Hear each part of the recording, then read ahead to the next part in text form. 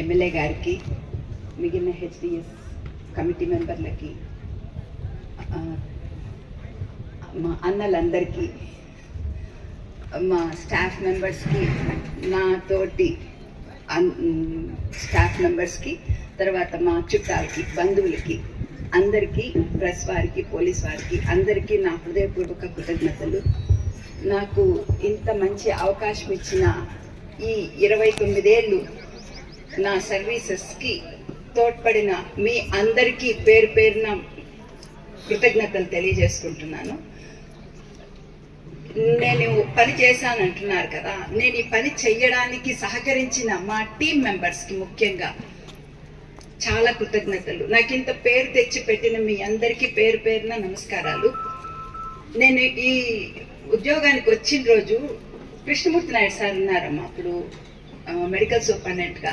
Sir ఒకే ఒక మాట అన్నారు, అమ్మ నువ్వు ఉద్యోగానికి కొత్తగా ఈరోజు వస్తున్నావు, మీ అమ్మకి నాన్నకి చాలా మంచి పేరుంది, దయచేసి ఆ పేరు మాత్రం పోగొట్టకుండా ఉద్యోగం చేయి చాలు, అంతకంటే మేమేం ఎక్స్పెక్ట్ చేయం మీ దగ్గర నుంచి అన్నారు.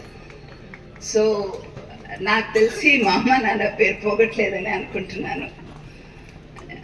నాకు ఈ అవకాశాన్ని ఇచ్చిన భగవంతుడికి, మా అమ్మ నాన్నకి, నిజంగా నేను ఇంత బాగా వర్క్ చేయగలగడానికి సహకరించిన నా ఫ్యామిలీకి ఫస్ట్ థ్యాంక్స్ చెప్పాలి. ఫ్యామిలీకి నిజంగా థ్యాంక్స్. అంటే ఎప్పుడు నాకు ఒక పండగ తర్వాత పెళ్ళి ఎక్కడికి వెళ్ళేదాన్ని కాదు.